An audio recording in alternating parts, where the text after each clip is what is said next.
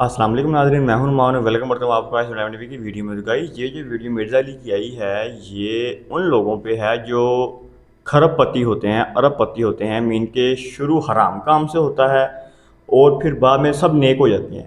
لیکن وہ جو حرام کام سے، حرام پیسے سے کام شروع کیا جاتا ہے، بعد میں چاہے آپ نیک ہو گئے ہیں، حلال کر لیے، سب کچھ اوکے ہو گیا، لیکن اس سے پہلے جو آپ نے پیسے بنائے تھے کام شروع کرنے کے لیے حرام طریقے سے، اس کا کیا کرنا ہے آپ نے؟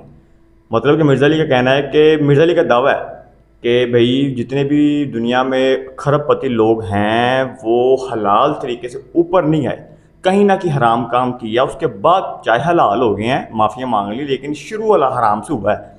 مطلب کہنے کا مقصد ہے کہ بھئی آپ حلال طریقے سے کھرب پتی نہیں بن سکتے بقول مرزا علی کے۔ اب دیکھتے ہیں مرزا علی کیا کہنا چاہ رہے ہیں۔ اور جنید جمشید کا ذکر کیا گیا کہ پہلے وہ گانے گاتے تھے، پھر نعت خوانی پہ آ گئے، مولوی بن گئے، پھر فوت ہو گئے، کیا ان کا مال پاک ہوا یا حرام رہا یا کیا سین ہے؟ انہوں نے اپنے گھر جائیداد ہر چیز بنائی اس گانے والے پیسوں سے، حرام کام سے، اس کے بعد پھر نیک ہو گئے۔ اب بتائیں کہ بھئی ان کا پچھلے مال کا حساب کیا ہوگا؟ تو اس بارے میں مرزا علی بات کر رہے ہیں۔ اب دیکھتے ہیں مرزا علی کیا کہنا چاہ رہے ہیں۔ جو کھرب پتی لوگ ہیں، یہ خاص کر ویڈیو ان لوگوں کے لیے ہے جو ایک تو غریب ہے پورا، وہ یہ سوچتا ہے کہ میں بھی کوئی گیم کرتا ہوں، 2 نمبری کرتا ہوں، امیر ہو جاتا ہوں، بعد میں توبہ کر لیں گے، نیک ہو جائیں گے، اس کے لیے بھی ہے، اور جو دوسرے کھرب پتی بن چکے ہیں ان کے لیے بھی ہے کہ بھئی اب مرزا علی آپ لوگوں کو کیا میسج دینا چاہ رہے ہیں۔ پھر آپ نے بتانا ہے کہ آپ کے بقول مرزا علی ٹھیک کہہ رہے ہیں، صحیح کہہ رہے ہیں، غلط کہہ رہے ہیں، جو بھی ہے ہمیں کمنٹ سے ضرور کرنا ہے۔ تو اگر کوئی ویڈیو پسند آئے اس کو لائک کر دینا، کمنٹ کرنا، میرے چینل کو سبسکرائب ضرور کریں۔ چلیں میری طرف۔ علی بھائی، آج کا آخری سوال ہے۔ میں نے ایک سرکاری ادارے میں ملازمت کے دوران رشوت اور دیگر ذرائع سے خوب حرام کا مال کھایا ہے، لیکن اب مجھے اپنے گناہوں پر سخت شرمندگی ہے اور توبہ کر کے نئی زندگی کا آغاز کرنا چاہتا ہوں، لیکن مسئلہ یہ ہے کہ حرام مال کھانے کے گناہ کبیرہ سے توبہ کا طریقہ کیا ہوگا؟ دیکھیں یہ بہت بڑی آزمائش ہے میرے لیے بھی اس سوال کو ایڈریس کرنا۔ اس کی وجہ یہ ہے کہ لوگ پوری زندگی 900 چوہے کھاتے رہتے ہیں، اینڈ پہ حج پہ چلے جاتے ہیں اور وہ کہتے ہیں وہ 900 چوہے کیسے معاف ہوں گے۔ جہاں تک حقوق اللہ کا تعلق ہے وہ تو ایک جملے سے معاف ہو جائے گا کہ اللہ تعالیٰ کی طرف آپ رجوع لائیں شرمندگی کے ساتھ اور آئندہ گناہ نہ کرنے کا پکا عہد کرنا۔ حقوق العباد کا معاملہ بہت ٹف ہے، اور یہ جو مسئلہ پوچھ رہے ہیں یہ حقوق العباد کا ہے، یہ حقوق اللہ کا نہیں ہے۔ اور یہ بھی یاد رکھیے گا کہ اسلام میں ہر گناہ کی توبہ کا طریقہ دوسرے سے مختلف ہے۔ چوری کی توبہ یہ نہیں ہے کہ آپ نے جس کا مال چرایا اس کے ہاتھ میں جا کے مال رکھ دیں تو توبہ قبول ہوگی۔ یہ صرف اس وقت تک ہے جب تک وہ اپنا کیس لے کے جوڈیشری میں نہ جائے۔ ایک بندے کا مال چوری ہوا، ابھی اس نے جوڈیشری میں اپنا کیس نہیں لے کے گیا، تھانے میں کوئی رپورٹ نہیں کروائی، آپ کو رات کو شرمندگی ہوئی، آپ جا کے چور کا مال واپس کرتے، چور جو ہے وہ جا کے جس کا چوری کیا واپس کرتے۔ لیکن ونس کیس رپورٹ ہو گیا، لوگوں کو پتہ چل گیا، عدالت تک بات پہنچ گئی، اب آپ لاکھ کہیں مجھ سے 10 گنا بھی لے لو لیکن مجھے سزا نہ ہو، نہیں، اب جو ہے اسلامی حدود لگے گی کہ آپ کا ہاتھ کاٹا جائے گا، جو سورۃ المائدہ کے اندر ہے۔ ہاتھ کٹوائے بغیر آپ کی توبہ قبول نہیں ہے۔ اس طریقے سے قتل کی توبہ کا بھی ایک طریقہ قرآن میں ہے۔ قتل کی توبہ تو آپ کو ڈبل کرنی پڑتی ہے، اس اعتبار سے کہ اللہ کی طرف توبہ کرتے وقت اس کی پلنٹی بھی دینی پڑتی ہے کہ ایک غلام آزاد کریں گے۔ غلام نہیں آزاد کر سکتے تو 60 جو ہے وہ آپ مسکینوں کو کھانا کھلائیں گے، یہ 60 مسلسل روزے رکھیں گے، یہ اللہ کا حق پورا کریں گے۔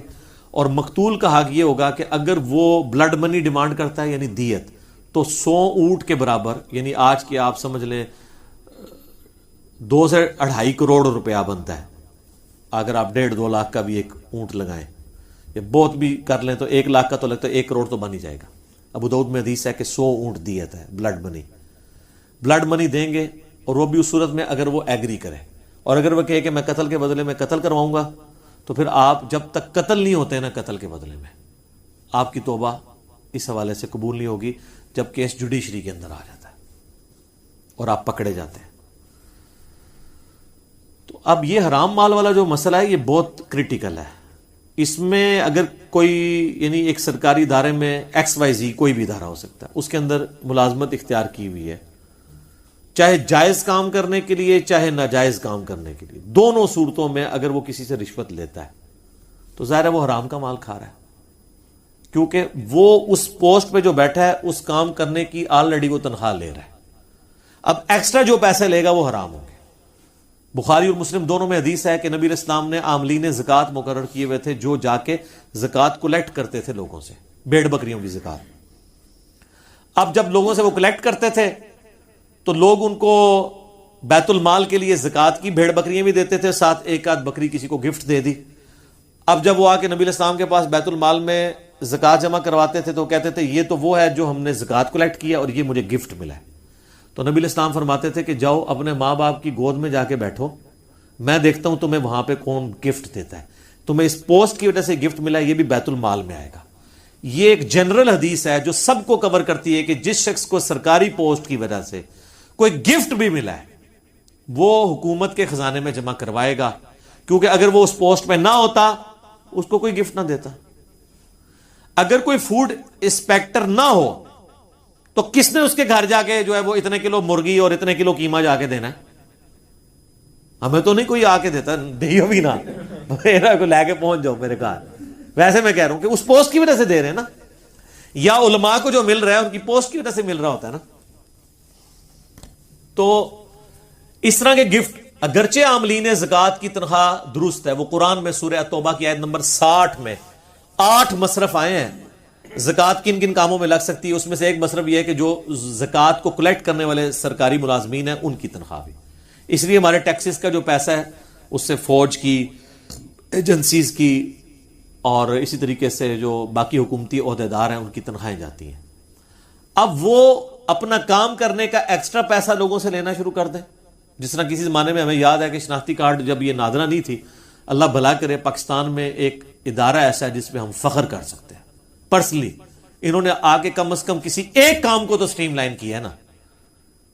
آپ پاکستان میں کسی جگہ ان کی آؤٹ لیٹ کے اوپر چلے جائیں تو آرگنائز طریقہ ہے. نادرہ جب تک نہیں تھی نا اور آپ کو اپنے تھانے کچہریوں سے شناختی کارڈ وہ ہاتھ کا لکھا ہوا، ہمارا تو پرانا وہی تھا 19 آپ سمجھ لیں آلموسٹ 98 99 کے اندر ہم نے جا کے وہ بنوایا تھا. تو اس شناختی کارڈ کو بنوانے کے لیے یا آپ کو اپنے صوبے کا ڈومیسائل نکلوانے کے لیے اپنے جائز حق کے لیے رشوت دینی پڑتی تھی. چیز آپ کی ہے، آپ پیسے دے کے نکلوائیں گے. یہ ایک پاکستانی شہری کا حق ہے کہ اس کو شناختی کارڈ دیا جائے جس کا آلریڈی بے فارم آپ کے پاس موجود ہے کہ یہاں پہ پیدا ہوا ہے فلاں سن کو، اس کے ماں باپ یہاں کے شہری ہیں. یہ حکومت کا کام ہے کہ اس کو شناختی کارڈ دے. اس کے لیے آپ کو، اور وہ اگر نہ ہو تو آپ کو کالجز کے اندر ایڈمیشن نہیں ملتا. اب تو خیر بینک میں اکاؤنٹ بھی نہیں کھلتا اگر آپ کے پاس شناختی کارڈ نہ ہو. تو رشوت دینی پڑتی تھی. اب تو چلے فیس دے کے کام ہو جاتا ہے اپنے جائز کاموں کے لیے. تو اب جو لوگ وہاں پہ بیٹھ کے رشوت کھا رہے ہیں وہ تو بیٹھے اس لیے کہ لوگوں کے ڈومیسائل بنائے یا اس زمانے میں شناختی کارڈ بنائے. وہ رشوت کس چیز کی لے رہے ہیں؟ اگرچہ وہ جائز کام کے اوپر پیسے لے رہے ہیں لیکن ان کا پیسے لینا حرام ہے. یہ جو حدیث ہے نا، یہ صحیح حدیث ہے کہ رشوت دینے والا اور لینے والا دونوں جہنمی ہے. اس صورت میں جب جو دونوں رضا کے ساتھ یہ کام کرے. جو مجبور بندہ ہے نا کہ جس نے اپنا حق لینا ہے اور اس کو مجبوراً رشوت دینی پڑتی ہے، پھر صرف لینے والا دوست کی ہے، رشوت دینے والا دوست کی نہیں ہوگا. اس کے گناہ کا وبال بھی وہی اٹھائے گا کیونکہ اس نے تو اپنا کام لینا ہے. اس کے پاس تو سنوائی کوئی نہیں ہے. کہاں جائے وہ؟ کس کے ساتھ جا کے وہ سر پھاڑے اور لڑے جا کے؟ تو اس طرح کے سارے کاموں میں لوگ رشوتیں لیتے ہیں. اسی طریقے سے آپ پولیس میں خدا نخواستہ آپ کو کبھی کوئی کام پڑ جائے تو آپ کو یعنی اپنے جائز ڈاکومنٹس نکلوانے کے لیے وہاں پہ رشوت دینی پڑ جاتی ہے. اللہ ماشاءاللہ لوگ اچھے لوگ بھی موجود ہیں. بلکہ آج کل یہ جو ایزی پیسہ آپ نے کسی کے اکاؤنٹ میں پیسے بھجوانے اس کے تو 1 روپیہ بھی نہیں لگتا. تو بعض جو ہے وہ داؤ لگاتے ہیں، اس میں بھی 10 روپے لے لیتے ہیں، حالانکہ وہ جس نے ویٹ ڈرا کرنے ہوتے ہیں اس نے پیسے دینے ہوتے ہیں. تو جس کا جو داؤ لگتا ہے وہ جہاں پہ بیٹھا ہوا ہے، صرف سرکاری ملازم نہیں باقی لوگ بھی یہی کام کر رہے ہیں. تو اب اس طریقے سے جو حرام پوری زندگی کھایا، آخری عمر میں آ کے جناب بلڈ پریشر، شوگر، دل کی بیماریاں، بچے نہیں پڑھ لکھ سکے، بیوی کے اوپر فالج ہو گیا. اب جب یہ چیزیں ان کے سامنے آتی ہیں نا، پھر ان کو اب آخرت یاد آتی ہے کہ یار دنیا بھی at the end of the day ہم نے برباد کر لی، ابھی آخرت میں تو حساب باقی ہے. اور یہ بھی وہ جس کے اندر غیرت کی کوئی رتی ہو. یہ میں آپ کو پریکٹیکلی بتا رہا ہوں کہ میرے ساتھ ایسے لوگ ملے ہیں جنہوں نے لاکھوں اپنی زندگی میں کھایا ہے اور کئی لاکھ اس سے زیادہ اپنے علاج کے اوپر خرچ کیا ہے. تب بھی شفا نہیں ملی. یہ ایک ایسا معاملہ جو دنیا میں اللہ برابر کر دیتا ہے, اور اگر نہ بھی کرے تو آخرت کی مصیبتیں تو ابھی باقی ہیں نا جی. پھر وہ کہتا ہے جی اب توبہ کرنا چاہتے ہیں, کیا کریں, یاد ہی نہیں کس کس کا کھایا, کہاں سے بندوں کو ڈھونڈیں, ان کو واپس کریں. تو یہ ظاہر ہے کہ مشکل ایک کام ہو جائے گا. اور پھر بندے بھی ڈھونڈ لیں تو کھایا اتنا ہے کہ وہ کیسے واپس کریں, کھا کے وہ کر چکے ہیں. تو پھر تو میرے بھائی پھر معاف ہی کروانا پڑے گا. دنیا میں نہیں ہوگا تو آخرت میں تو پھر بڑے عجیب و غریب طریقے سے معاف ہونا ہے. وہ صحیح مسلم میں حدیث ہے کہ دنیا میں کسی نے کسی کا حق دبایا تھا, کسی کو ناجائز مارا تھا, یا کسی کو دھمکی دی تھی, یا کسی کے ساتھ مار پیٹ والا معاملہ کیا تھا, گالی گلوچ والا معاملہ کیا تھا, تو وہ لوگ حق لینے کے لیے اللہ کی بارگاہ میں آئیں گے, اور انسان پہاڑوں نیکیوں کے ساتھ اللہ کی بارگاہ میں ہوگا. ایک بندہ آئے گا, وہ کہے گا جی میرے ساتھ اس نے یہ کیا تھا, تو اللہ کہے گا آج تو اس کے پاس کچھ نہیں دینے کو, تو آج کی کرنسی تو ہے نیکیاں, تم اس کی اتنی نیکیاں لے جاؤ. کرتے کرتے اس کی ساری نیکیاں ختم ہو جائیں گی. ابھی بھی لوگ باقی ہوں گے جنہوں نے حق لینا ہوگا. اب وہ کہیں گے اللہ نیکیاں تو ختم ہوگی. اللہ کہے گا اب پھر یہ ہے کہ تمہارے گناہ اس کے کھاتے میں ڈالتا ہوں, تمہارے گناہ کم کرنے. وہ لوگ جنت میں چلے جائیں گے جو مظلومین ہوں گے, اور جو حاجی نوازی صاحب ہیں ان کو اوندا منہ کر کے دوزخ میں ڈال دیا جائے گا. یہ سر صحیح مسلم ہے, یہ کہانی شریف نہیں ہے. یہ بہت سینسٹیو ایشو ہے. اس طریقے سے بعض لوگوں کا سورس آف انکم ہوتا ہی 100% حرام ہے, جیسے جنید جمشید صاحب کے ساتھ ہوا تھا. آپ کو پتا ہے نا, جب انہوں نے اپنی لائف بدلی ہے تو ان کے لیے مصیبت کھڑی ہو گئی تھی. میں تو سارا کمائی جتنی اس کا ڈومیننٹ پورشن ہے وہ تو میں نے یعنی گانوں کے ذریعے ہی کیا ہے. تو وہ خود بتاتے ہیں, تقی عثمانی صاحب کے پاس گئے کہ سر کوئی اس کا حل نکالیں. ویسے فقہ حنفی والے تو ایکسپرٹ ہیں حل نکالنے میں, حل کوئی نہ کوئی نکال لیں گے. بال انہوں نے اپنی جگہ ایک اجتہاد کیا. یہ اجتہاد ہی ہے, ظاہر ہے اس کے اوپر ہم دلیل تو ہمارے پاس کوئی نہیں ہے.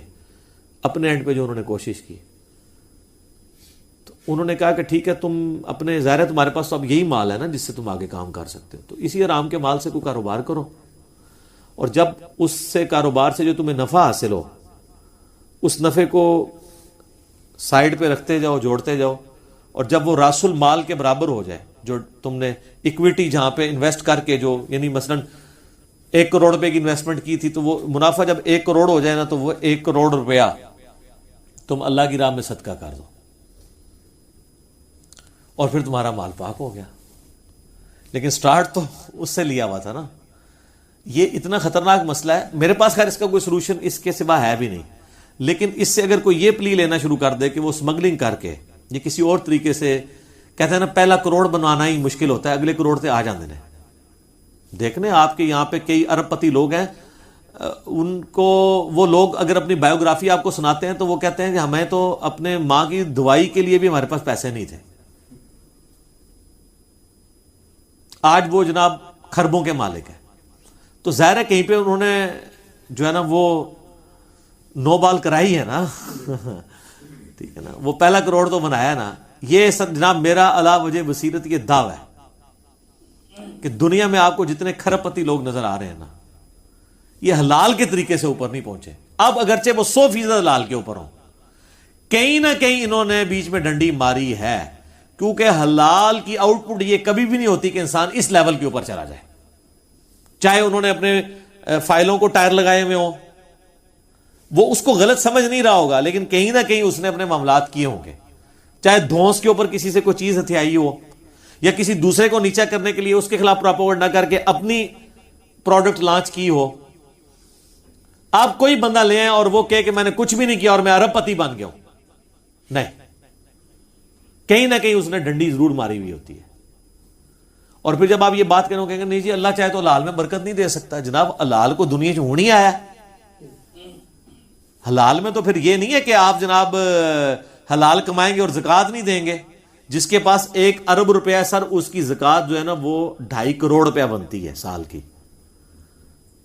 جی 1 لاکھ پہ 2.5 روپیہ دیتے ہوئے تو دل باہر نہیں آتا, لیکن 1 ارب والے کے لیے 2.5 کروڑ نکالتے ہوئے دل باہر آ جاتا ہے, ایسے تک پہنچ جاتا ہے, کیونکہ وہ بہت بڑی رقم ہے. اس کو نظر آئے گا 2.5 سال کڈی, 2.5 اگلے سال کڈی, تھلے ہی آئے گا سارا کچھ. حالانکہ اس کو یہ نظر نہیں آ رہا گا کہ اس انویسٹمنٹ سے میں نے کتنا کمایا ہے. تو زکوٰۃ تو دینی ہوتا ہے، صرف زکوٰۃ کی بات ہو رہی ہے جو اس نے دینی ہے۔ کتنے امیر فیکٹریوں کے آنرز ہیں، آپ ان سے کہیں جناب وہ زکوٰۃ، کہتے ہیں جی اسی اللہ بھی سانو بے حسابہ دینا، اسی بغیر حساب دے دینے ہیں۔ جو لوگ آپ کو یہ کہہ رہے ہیں نا ہم بغیر حساب کے دے رہے ہیں، وہ اپنے آپ کو دھوکہ دے رہے ہیں۔ وہ حساب اس لیے نہیں کرتے کہ ان کی اگر زکوٰۃ 2.5 کروڑ بننی ہے نا تو وہ 2.5 لاکھ روپے دے رہے ہوتے ہیں، ان کو پتہ ہے حساب کیا تو پھنس جائیں گے، تو انہوں نے اپنے آپ کے نا جیسے کبوتر نے آنکھیں بند کر لی ہوتی ہیں کہ بلی غائب ہو جائے، وہ یہ کرنا چاہ رہے ہوتے ہیں، اس بٹر فیکٹ سے بھاگنا چاہ رہے ہوتے ہیں۔ اللہ نے تو کوئی کام بھی بغیر حساب و کتاب کے نہیں کیا ہوا۔ آپ کو یہ کہا ہوا ہے جتنا دل کرے نمازیں پڑھ لو، 5 نمازیں فرض کی ہیں رمضان کے، جس مہینے میں جو جاؤ جتنے روزے رکھ لو، نہیں، 1 مہینہ ہے اس کے 1 روزے ہیں، ٹھیک ہے۔ نماز شروع ہوتی ہے کسی قاعدے قانون کے مطابق، ختم، یہ تو نہیں جو مرضی پڑھ لو اس کے اندر، وہ ساری چیزیں تعلیم کی ہوئی ہیں نا۔ تو یہ بیسیکلی اپنے آپ کو دھوکہ دے رہے ہوتے ہیں، کیونکہ ان کو پتا ہے کہ ہم نے جب کیلکولیشن کرنی ہے نا تو وہ پھر اور بھی کہتے ہیں یہ مقروض ہیں۔ جناب دنیا میں جتنے کروڑ پتی لوگ ہیں مقروض ہی ہیں، کیونکہ انہوں نے اگر ایکویٹی جو ہے وہ 10 کروڑ لگائی ہوئی ہے تو ڈیٹ 15 کروڑ اٹھایا ہوا ہے، یعنی راس المال ان کا 10 کروڑ ہے تو ادھار جو ہے انہوں نے 15 کروڑ اٹھایا ہوا ہے، 25 کروڑ کی انویسٹمنٹ ہے۔ تو وہ کہتے ہیں نہیں ہم تو مقروض ہیں، ہم پہ تو زکوٰۃ بنتی نہیں ہے، ٹھیک ہے نا جی۔ ان سے پوچھیں نہیں کتنے مقروض، کہتے ہیں 15 کروڑ کے مقروض ہیں۔ تو انویسٹمنٹ کتنی ہے، وہ کہتے ہیں نہیں 10 کروڑ کی، تو کہتے ہیں آپ نکالیں 15 میں سے 10 تو 5 کروڑ تو ہم نے دینا ہے۔ حساب کرنا ہی بھول جاتے ہیں جناب، انویسٹمنٹ 10 کروڑ کی نہیں ہے، 25 کروڑ کی ہے، 25 کروڑ میں سے آپ نے 15 کروڑ نکالنا ہے اپنے ادھار والا، تو 10 کروڑ کی آپ نے زکوٰۃ دینی ہے، کیونکہ انویسٹمنٹ انہوں نے راس المال اپنی اکویٹی 10 کروڑ لگائی، 15 کروڑ اٹھایا ڈیٹ ادھار، ٹوٹل کتنا ہو گیا 25، تو 25 کروڑ میں سے 15 کروڑ مائنس ہوگا نا، چھڑے اپنے 10 میں سے ہی 15 نکال دیں گے، الٹا پھر آپ کو اللہ سے مانگنے پڑ دیں گے۔ ظاہر ہے کہ یا اللہ تم انہوں کچھ دے، میں نے زکوٰۃ نہیں دینی، تو اتنے بولے بنے حساب کتاب کرنا بھی بھول جاتے ہیں۔ وہ 10 کروڑ کی تو آپ زکوٰۃ دیں گے۔ آپ نے جو میڈیکل سٹور کے اندر اگر کروڑوں کی دوائی رکھی ہوئی ہے، کروڑوں کا کپڑا رکھا ہوا ہے، تو وہ جو کپڑا ہے نا وہ کہتا ہے نہیں پیسہ تمہارے پاس ہے ہی نہیں، یہ کپڑا ہی پڑا ہوا ہے، تو کپڑا بیچ کے آپ کو پیسہ ملنا ہے نا۔ کئی عورتیں وہ کہتی ہیں نہیں ہمارے پاس سونا ہے، ہماری تو کمائی کوئی نہیں ہے، تو سر سونا توڑوا کے اس میں سے زکوٰۃ دینی ہے نا، آپ نے 7.5 تولے سے زیادہ نہیں جوڑنا نا، جوڑنا ہے تو اس کے اوپر آپ نے اللہ تعالیٰ نے جو آفیشیل آپ کے اوپر رکھا ہوا ہے زکوٰۃ والا معاملہ وہ آپ نے کرنا ہے۔ تو اس طریقے سے جو حرام مال والا مسئلہ ہے نا جی، بندے ڈھونڈیں ان کو پیسے دیں، نہیں تو گوٹے گیٹے پکڑ کے ان کو معاف کرواؤ، اب ان کی مرضی ہے معاف کریں۔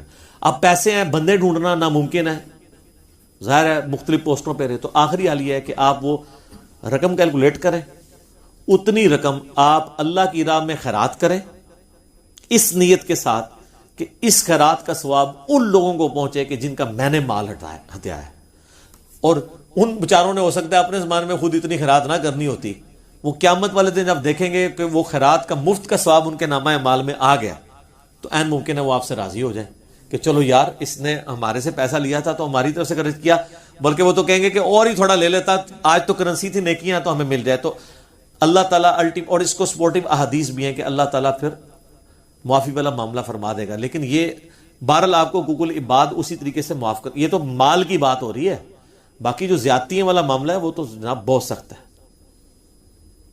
سورہ نساء میں ہے جو لوگ یتیموں کا مال ناحق کھا رہے ہیں وہ اپنے پیٹ میں دوزخ کی آگ بھر رہے ہیں، وہ تو جناب آپ کو معاف کروانی پڑے گی، ادروائز پھر یہ اگر نہ کوئی ملے تو پھر اس طریقے سے ایک آخری حل ہے۔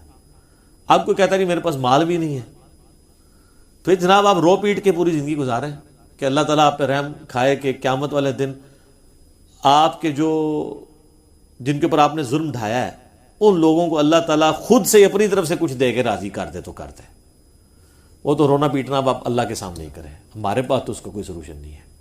یہ سولوشن تھا کہ آپ اللہ کی راہ میں خرچ کریں، لیکن اس میں میرے پچھلے دنوں ایک کلپ بھی آ چکا ہے، 40 سال پرانا قرضہ، گولڈ کی ڈی ویلیو کو بھی آپ کاؤنٹ کریں گے، ظاہر ہے تو آپ تو آج کی ڈیٹ میں وہ قرضہ اتار رہے ہیں نا، یہ تو نہیں ہے کہ آپ نے رشوت کھائی تھی آج سے 40 سال پہلے 1000 روپیہ تو آج 1000 روپیہ آپ اتاریں گے، نہیں، وہ آپ کو گولڈ کے اعتبار سے کیلکولیٹ کرنا پڑے گا، کیونکہ اگر بارٹر سسٹم ہوتا تو پھر کیا ہونا تھا کہ اگر آپ نے سال پہلے کسی کی 40 کلو گندم ہتھیائی تھی تو آج 40 کلو ہی دینی تھی نا، یہ تو نہیں ہونا تھا کہ آج 1 کلو دینی تھی، آج اتنے روپے میں جو ہے وہ 1 کلو گندم آئے گی جو آج سے 40 سال پہلے 40 کلو آتی تھی، تو اگر 40 کلو گندم ہتھیائی بھی تھی تو آج 40 کلو ہی دیں گے نا، बार्टर सिस्टम के अंदर अशिया के बदले अशिया।